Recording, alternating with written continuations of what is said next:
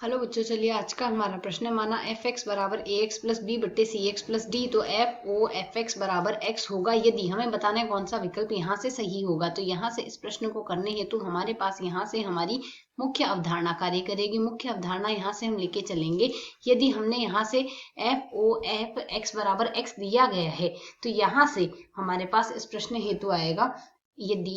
F O F x बराबर हमने यहाँ से x दिया गया है तो यदि हम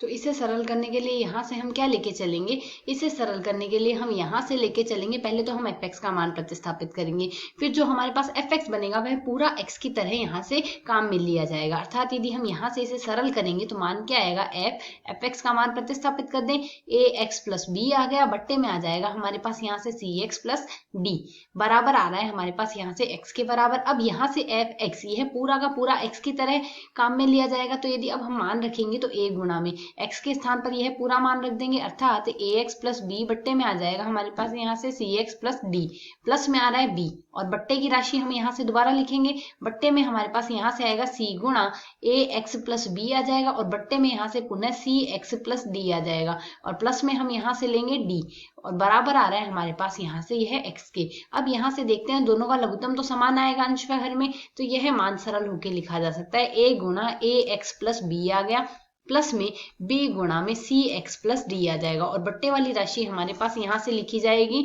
यह आ जाएगा हमारे पास यहाँ से ए सी गुणा ए एक्स प्लस बी आ रहा है, और प्लस में आ रहा है हमारे पास यहाँ से d गुणा सी एक्स प्लस डी आ जाएगा, और बराबर हम यहाँ से लिख रहे हैं x के। तो यदि अब हम यहाँ से इसे आगे और सरल करें तो हमारे पास यहाँ से क्या मान आएगा, ए स्क्वायर एक्स प्लस ए गुणा बी, और प्लस यदि हम अगले पद में गुणा करें तो b गुणा सी गुणा एक्स आएगा हमारे पास यहाँ से यह, और प्लस आएगा बी डी, बट्टे में हमारे पास यहाँ से राशि बन रही है, यहाँ से भी हम लिख सकते हैं ए गुणा सी एक्स प्लस बी गुणा सी प्लस सी डी गुणा एक्स प्लस डी स्क्वायर, यह बन रहा है हमारे पास यहाँ से। इसको बराबर रखेंगे हम x के। तो यदि हम इसे आगे सरल करते हैं तो अंश के पदों में हमारे पास यहाँ से x उभयनिष्ठ आएगा, तो x जब उभयनिष्ठ लेंगे तो मान क्या आएगा, ए स्क्वायर प्लस बी गुणा सी बन रहा है, प्लस यदि b उभयनिष्ठ लेंगे तो a प्लस डी बचेगा हमारे पास, और बट्टे की राशि हमारे पास यहाँ से लिखी जा सकती है। बट्टे में भी यही करेंगे, x जब उभयनिष्ठ लेंगे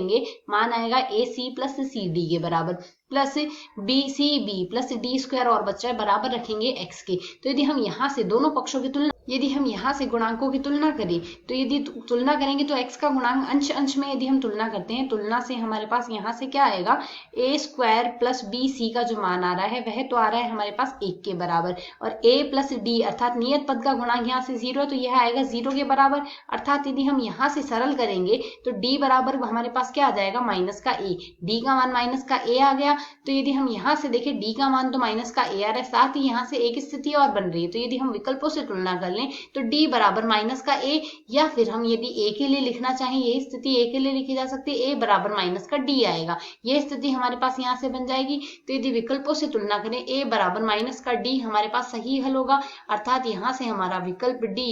एक सही हल आ जाएगा। आशा है समझ आया। धन्यवाद।